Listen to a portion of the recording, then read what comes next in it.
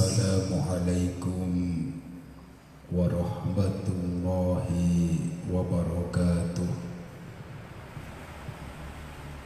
Bismillahirrahmanirrahim. Alhamdulillahi rabbil alamin. Alhamdulillahilladzi anzala sakinata fi qulubil mu'minin liyazdadu imanan ma'a imanihim. Ashhadu an la ilaha illallah wahdahu la syarika lah, al-malikul haqqul mubin, wa ashhadu anna Muhammadan abduhu wa rasuluh, shadiqul wa'dil amin. Wa sallallahu ala sayyidina Muhammadin wa ala alihi wa sahbihi ajma'in, amma ba'du.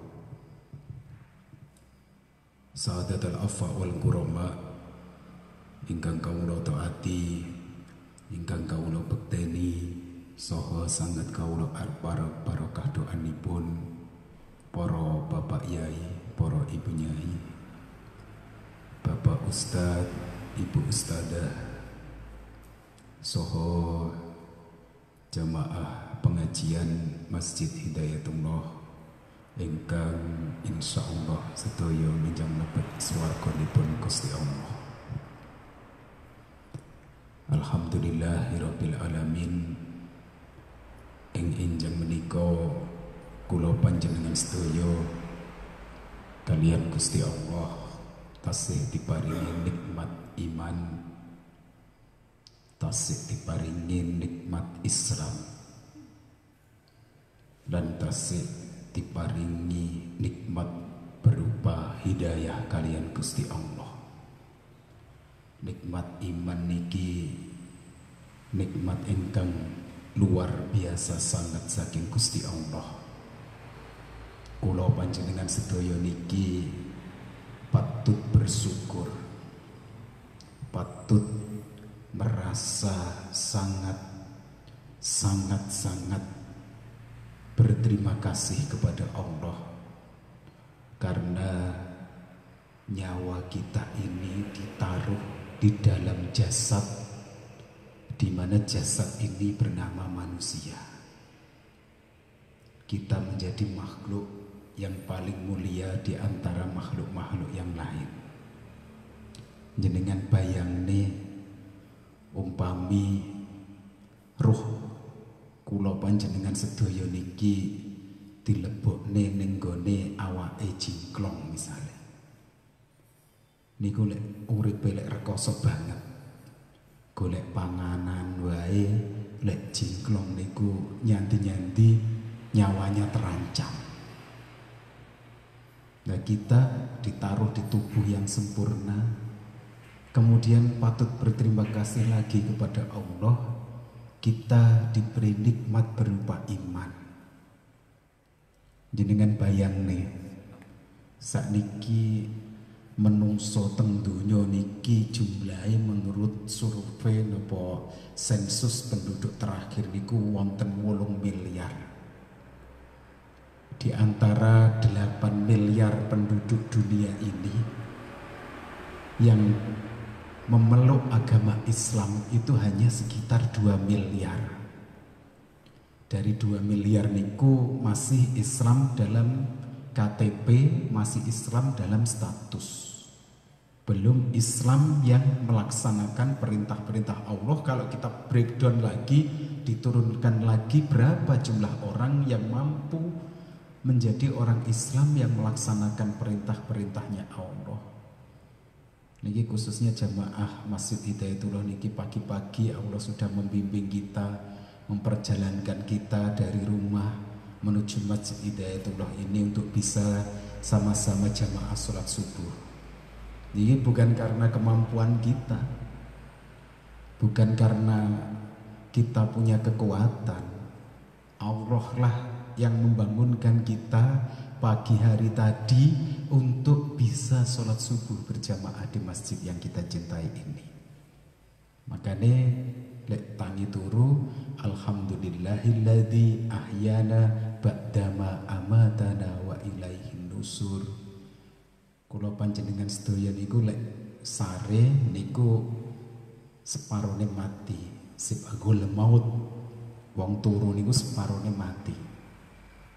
Nah, kula panjenengan sedaya ditangekne iso jamaah itu nikmat yang luar biasa. Makanya kita harus selalu bersyukur kepada Allah ketika kita habis sholat, kemudian membaca subhanallah, ya Allah maha suci engkau ya Allah. Kemudian dalam hati mengatakan, ya Allah sucikanlah hati saya dari sifat rumongso.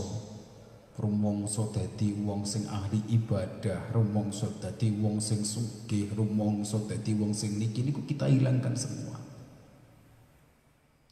Kesucian Allah itu mempunyai sifat yang maha suci, dan kita mohon kepada Allah agar hati kita itu dibersihkan dari sifat-sifat yang buruk yang membuat kita itu menjadi orang-orang yang sombong. Barngoten muni alhamdulillah, matur suwun ya Allah, kula niki jenengan dadosaken menungso. Masih kadang cek mikir utang, kadang rapatek duwe duit iki pangga disyukuri. Nikmat yang luar biasa jadi manusia. Umpama ning donya niku rekoso paling deluk tok. Berapa lama kita hidup di dunia itu?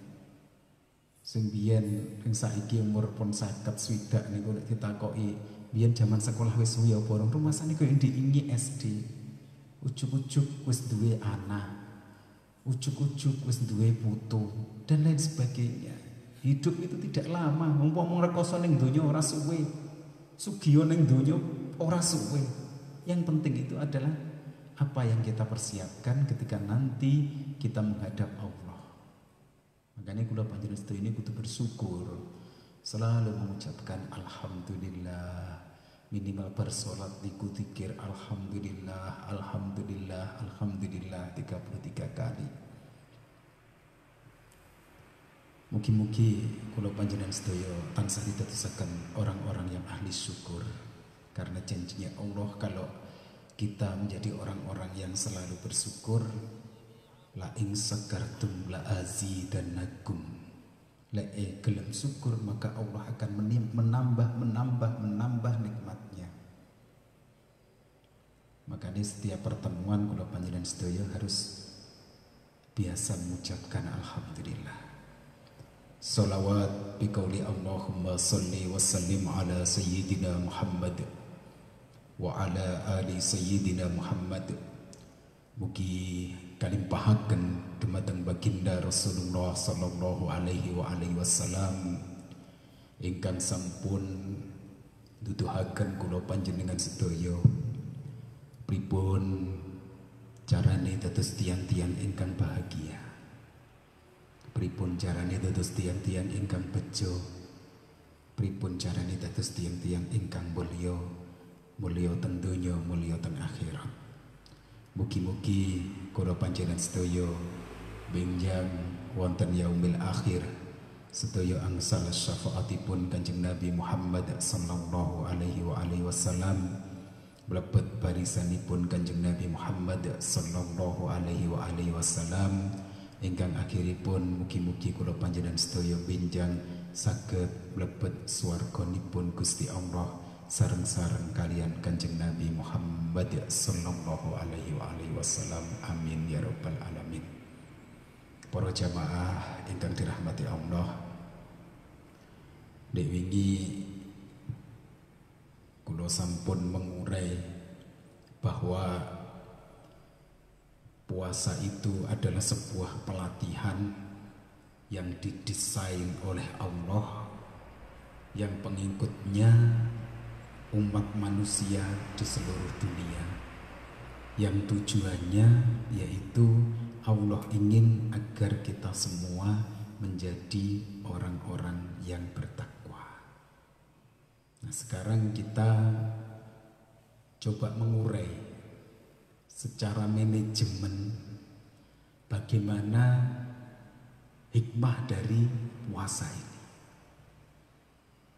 Kalau kita berbicara tentang manajemen, pasti yang pertama diurai dalam sebuah manajemen adalah sebuah visi. Visi itu cita-cita sebuah organisasi, sebuah perusahaan, sebuah setiap, pokoknya intinya setiap yayasan, organisasi, perusahaan, bahkan kita sendiri itu dalam hidup harus punya visi. Nah, visi itu sesuatu yang menentukan arah organisasi ini nanti tujuannya akan kemana. Makanya saat ini lek jenengan teng sekolah-sekolah, kemudian bahkan di pondok pesantren itu sekarang sudah ada visi menuju sekolah yang begini untuk mencapai misi, memerlukan misi yang ini. Nah, semua visi yang ada itu kalau hanya berorientasi pada urusan dunia, maka yang terjadi sebuah visi yang akhirnya hanya pada tujuan yang sifatnya sementara. Kalau sebuah organisasi visinya hanya berorientasi pada dunia, maka itu hanya bersifat sementara dan tidak akan kekal. Visi yang baik adalah visi yang berorientasi pada dunia dan akhirat. Ini yang terpenting. Maka kadang dalam sekolah itu ada visi, akhirnya di ujung visinya berakhlakul karimah. Nah, puasa ini melatih kita untuk mempunyai sebuah visi, sebuah tujuan, yaitu kebahagiaan di dunia dan kebahagiaan di akhirat. Janjinya Allah apa? Kebahagiaan orang yang berpuasa adalah ketika dia melakukan buka puasa, dan nanti ketika di yaumil akhir dia akan bertemu dengan Allah yang Maha Kuasa. Ini janjinya Allah. Maka orang yang berpuasa ini punya visi yang luar biasa. Makanya lek kula panjenengan sedaya poso niku kebahagiaannya itu adalah ketika menunggu seharian penuh, kemudian mendengarkan beduk maghrib, dilanjutkan dengan azan, lalu kita makan satu butir korma, meminum satu gelas air. Masya Allah, nikmatnya luar biasa. Tidak ada nikmat seseorang yang melebihi nikmatnya orang yang berbuka puasa. Makan seenak apapun, di restoran semahal apapun, kalau dia tidak lapar seharian, pasti tidak akan merasakan nikmat senikmat orang yang berbuka puasa. Maka sungguh rugi, sungguh sebuah kecelakaan kalau ada orang yang mampu untuk melaksanakan puasa di bulan Ramadan, kemudian dia tidak melaksanakan puasa itu. Masya Allah, rugi besar, karena dia tidak bisa merasakan nikmat. Pasti hidupnya tidak akan terasa bahagia. Kemudian nikmat yang kedua adalah kita ada pengharapan. Visi kita yang kedua, kita ada pengharapan nanti di yaumil akhir kita akan bertemu dengan Allah. Bayangkan ketika kita dipanggil seorang presiden saja, pasti hati akan bahagia. Ini hanya seorang presiden. Presiden manggil kita, pasti kita akan mempersiapkan pakaian sebagus mungkin. Kemudian kita siap-siap foto untuk ditunjukkan kepada teman-teman kita. Lalu kita berusaha se-fit mungkin untuk bisa ketemu dengan seorang presiden. Bayangkan nanti janjinya Allah, orang yang berpuasa itu janjinya Allah nanti akan bertemu dengan Allah di yaumil akhir. Kita akan bertemu dengan Allah, Zat yang maha mengabulkan doa, maha kaya, maha kuasa. Apapun yang kita minta akan diberikan oleh Allah. Ini satu nikmat yang luar biasa. Kalau orang tidak percaya akan hari akhir, tidak percaya bahwa akan ada pertemuan dengan Allah setelah kita nanti mati, maka demi Allah orang seperti itu tidak akan pernah menemukan kebahagiaan. Ada tipe-tipe manusia itu ada 3. Yang pertama, orang yang tidak percaya bahwa hidup setelah mati itu ada. Yang kedua, orang yang ragu-ragu bahwa hidup setelah mati itu ada. Dan yang ketiga, orang yang yakin, yang mempunyai visi bahwa setelah dunia ini ada kehidupan yang lebih kekal, kehidupan yang sebenarnya, yang sebenar-benarnya hidup. Kalau orang tipe yang pertama, orang yang tidak yakin bahwa hidup setelah mati itu ada, maka demi Allah orang seperti itu tidak akan pernah menemukan kebahagiaan. Orang yang tidak percaya hidup setelah mati itu ada, demi Allah dia walaupun kaya di dunia, dia tidak akan pernah bahagia. Karena apa? Bayangkan, seperti yang saya sampaikan tadi, hidup di dunia itu berapa lama? Tiba-tiba kita sudah menua, kulit mulai keriput, rambut sudah mulai memutih, tubuh sudah mulai sakit-sakitan. Kalau tidak ada harapan bahwa hidup setelah mati itu ada, apa yang kita harapkan dari kehidupan yang ada di dunia ini? Maka orang yang seperti itu dia akan pernah bahagia.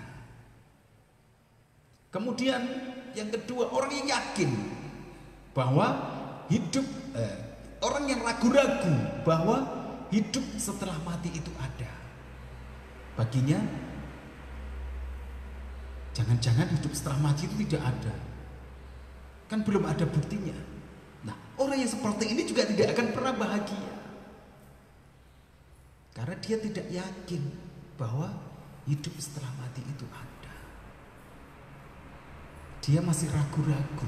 Ketika dia melakukan ibadah, dalam hatinya, ini enak tenan pora akhirat nanti. Nah, itu berarti orang yang tidak akan pernah menemukan kebahagiaan. Dan orang yang bahagia itu adalah orang yang ketiga, orang yang yakin bahwa hidup setelah mati itu ada. Nah, puasa ini melatih kita untuk yakin. Kita itu hanya di dunia itu ditunjukkan sesuatu yang pasti. Kalau kita bekerja dengan baik, kita mendapatkan uang, kemudian bisa dibelikan sesuatu yang kita inginkan, tapi itu kan hanya sementara saja. Tetapi kalau kita berpuasa, maka ada pengharapan bahwa kita yakin bahwa hidup setelah mati itu ada. Dan orang yang seperti ini pasti akan selalu bahagia dalam kondisi apapun.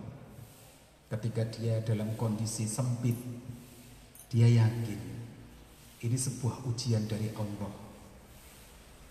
Inna lillahi wa inna ilaihi raji'un. Sesungguhnya semua dari Allah nanti akan kembali kepada Allah. Ketika dia dalam kondisi lapang, dia selalu mengatakan nikmat ini dari Allah, dan saya akan menafkahkan harta yang saya miliki di jalan Allah. Dan saya tidak ragu-ragu bahwa harta yang saya dapatkan dari Allah ini harus kembali kepada Allah. Dan semua itu akan saya pertanggungjawabkan nanti di yaumil hisab. Inilah orang-orang yang insya Allah akan bahagia kalau dia yakin bahwa hidup setelah mati itu ada. Maka ini sebuah visi yang luar biasa. Dalam hidup itu kita harus mempunyai visi. Visi yang terbaik adalah memohon kepada Allah agar ketika kita mati nanti, ketika kita meninggalkan dunia ini, benar-benar dijadikan sebagai orang-orang yang husnul khotimah. Pembelajaran yang kedua dari Allah tentang puasa ini adalah kita diajarkan bagaimana kita itu menjadi seorang pemimpin yang baik.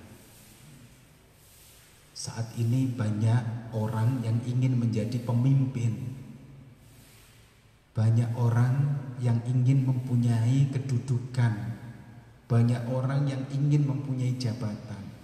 Tetapi orientasi mereka untuk menjadi pemimpin hanya mengharapkan sebuah kedudukan. Mereka hanya mengharapkan sebuah kehormatan.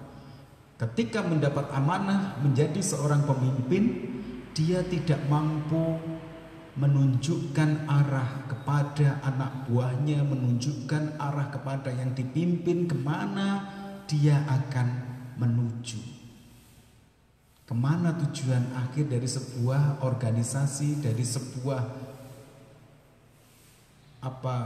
daerah atau apapun. Pemimpin yang hanya berorientasi pada kedudukan, maka dia tidak akan mampu mengarahkan. Maka yang terjadi, dia akan menyengsarakan rakyatnya, dia akan menyengsarakan anak buahnya. Pemimpin seperti ini yang tentu tidak kita harapkan. Maka kita harus belajar kepemimpinan itu dari Rasulullah Sallallahu Alaihi Wasallam. Laqad kana lahum fi Rasulillahi uswatun hasanah. Pada diri Rasulullah itu terdapat uswah, teladan. Kita belajar kepemimpinan dari Rasulullah, di mana Rasulullah itu menjadi pemimpin yang dicintai oleh rakyatnya dan mencintai rakyatnya. Beliau selalu bisa memberikan solusi, memberikan pemecahan dalam setiap permasalahan yang ada dan mampu mengarahkan. Nah, ini dilatih dengan puasa. Dengan puasa ini seorang pemimpin harus mampu menahan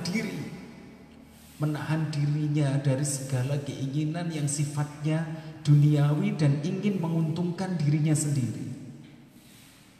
Seorang pemimpin harus bisa mengarahkan rakyatnya, mengarahkan anak buahnya untuk menjadi lebih baik. Kalau dalam tataran sebuah negara, bagaimana rakyatnya ini menjadi sejahtera, bukan kemudian justru menyengsarakan. Nah, untuk mencapai ini, maka seorang pemimpin itu harus menahan dirinya, mampu menahan dirinya, tidak menyenangkan dirinya sendiri, tetapi bagaimana saya mengajak rakyat saya untuk bahagia, bagaimana saya mengajak rakyat saya untuk sejahtera, bagaimana saya mengajak rakyat saya untuk menggapai kesuksesan bersama-sama, bukan sukses untuk dia sendiri. Inilah pemimpin yang luar biasa.